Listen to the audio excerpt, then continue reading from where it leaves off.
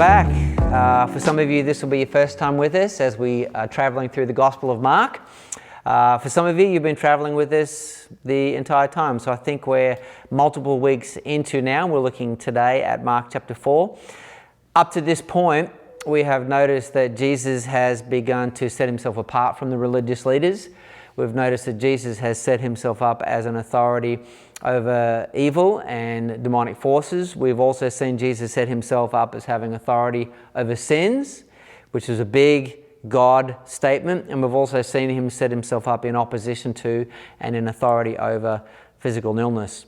Today we're going to notice a very significant shift in terms of what Mark is saying and what he's talking about. Up to this point, and he's even been gathering a people, going up into a mountain, drawing people to himself, talking about the mission that they'll be involved in. So recreating an understanding of the identity of the people of God, no longer around Moses and the law of Moses. Now he's setting this up around himself, and his message of the kingdom of God is at hand. And that's what we've read in Mark chapter 1. But the question has been begging the whole time, so what is the kingdom of God, Jesus? And so today we're going to notice that Mark takes this dramatic shift and begins to gather together some of the parables that Jesus tells about the kingdom. Now, what's a parable, you might ask? A parable is a story about a very simple thing that is very visible and very available to the speakers to whom he is talking. But in the story that uses these everyday items, we find that Jesus is conveying truth that is spiritual in nature. So back in this day and this time, you're going to notice that all of the parables that Mark begins collecting are very agricultural in nature. It does make you wonder if Jesus came and physically was with us today, whether his parables would involve more things like the internet, the World Wide Web, space travel, interplanetary discovery, quantum mechanics. I don't know. But my guess is that he would be a creative storyteller around this stuff to convey to us truths of the kingdom of God. So Mark begins this dramatic shift, and so we begin with a parable in Mark chapter 4 called the parable of the four soils. Now, if you haven't read Mark chapter 4 at this point, I'd advise you to pause me right now, read Mark chapter 4. When you've done it, come back. We're using the New International Version, and I think we'll find that very clear. All right, so welcome back if you have just paused. And the first parable is the parable of the four soils.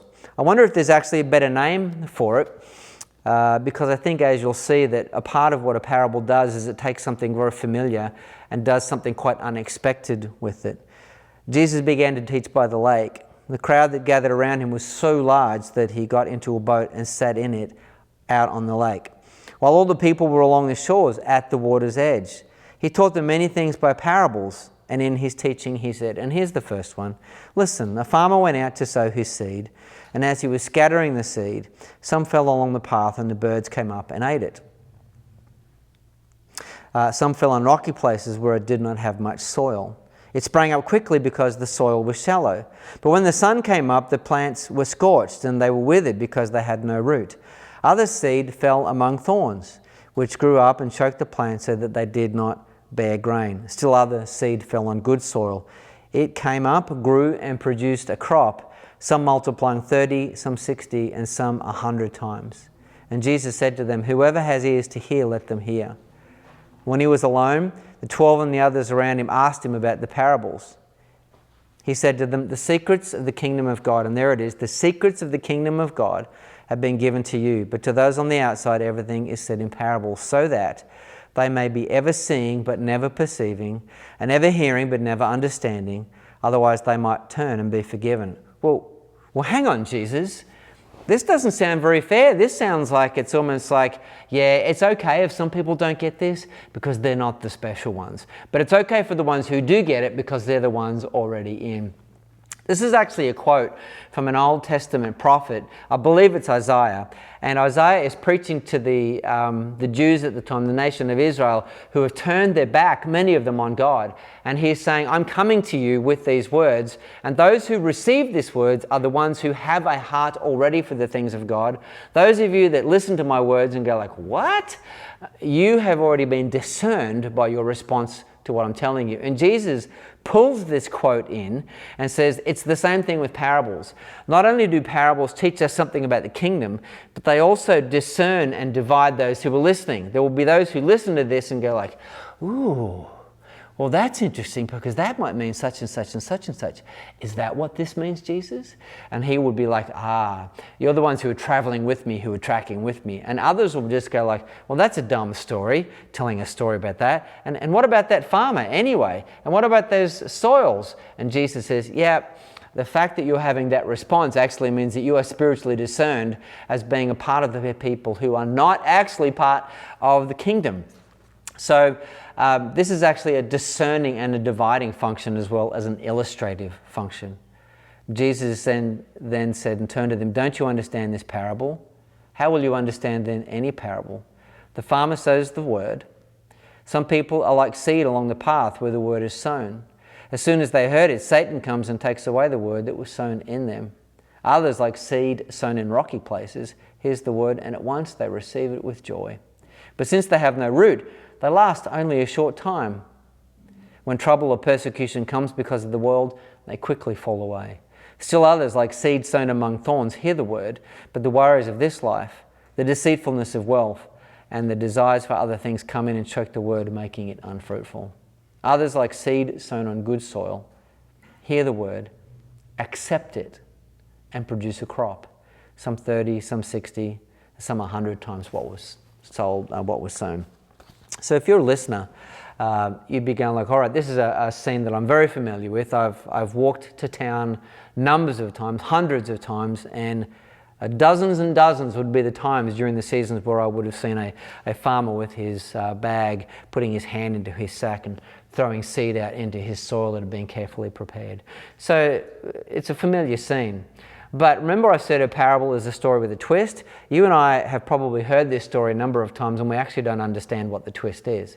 The twist to a person of Jesus' day and time who'd be listening to this would be like, what kind of a farmer wastes their seed on a path or on soil that hasn't been prepared, like rocky soil or a place where there's thorns? That's actually pretty stupid of the farmer.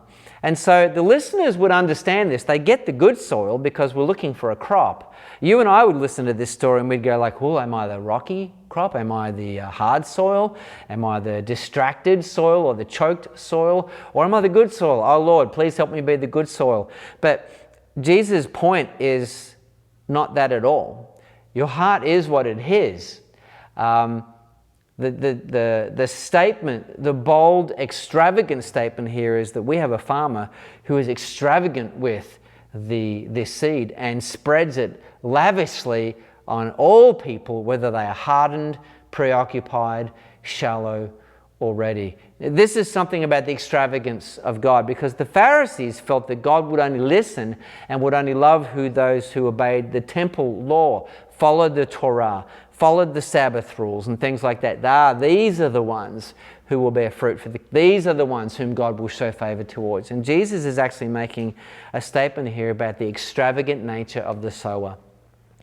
So maybe a better name for the parable would be the parable of the sower. And some texts you'll notice actually have that. They don't have the title, the parable of the four soils. So this is the first thing that we see about the kingdom of God. And then there are a couple of other parables here as well.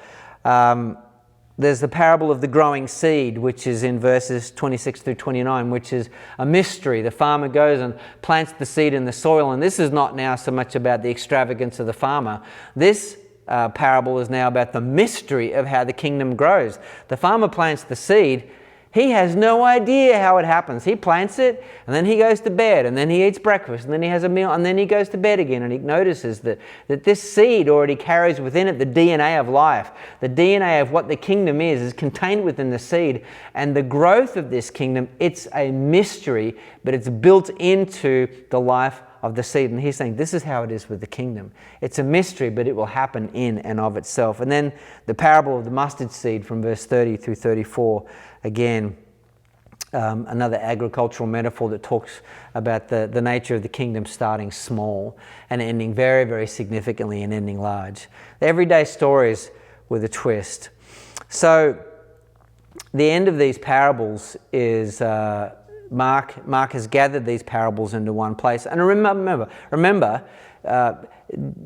Mark isn't like giving a bird's eye National 9 News reporting on this happened, then this happened, then this happened, then this happened.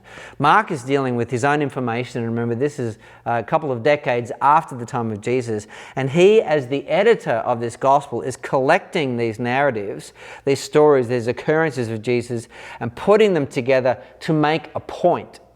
And so he's done this because now he's saying, this is what the kingdom of light. I told you that it was coming in chapter 1, but this is what it's like. And now we notice, after a couple of proverbial sayings, is this miracle of Jesus calming the storm. This is verses 35 through 41 now. And so Mark has strategically put this story of calming the storm next to the story of the parables of the seeds and the agriculture. And we've got to ask ourselves the question, why is Mark doing that? What's he doing? Well, if Jesus is not the new Moses, but like the one above Moses, the one who's a lawgiver, what did Moses actually do when he brought the people out to create the new community of faith in Exodus? Well, the first thing he went out after bringing them out of Egypt was they came to the Jordan River, and there was this miracle over nature where God separated the waters so that the children of Israel could walk through on dry land. And so this authority that Moses actually demonstrated, that his acceptance by God was shown through this miracle over nature. Because one of the questions that the Pharisees were going to have later of Jesus was, by whose authority do you do these things? And by whose authority do you say these things? And now we have this miracle where Jesus calms the ocean and calms the wind, this authority over nature. And so now it's like, well, who has, and people who are the good soil are now going, that's who this Jesus is? He has that kind of authority? So he has that kind of authority now to tell us about what the kingdom is like.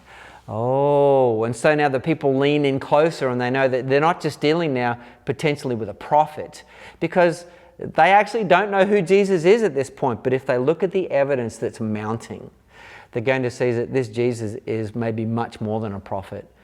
Maybe could he be the Messiah of God? Anyway, so this is about Jesus, his authority, his power. And I guess the question for us becomes like, if that's who this Jesus is, what does that mean for our lives if he's to be a Messiah of authority and power, the one who teaches us about the kingdom? So look, God bless. Wrestle with the questions, and so great you could join us this day.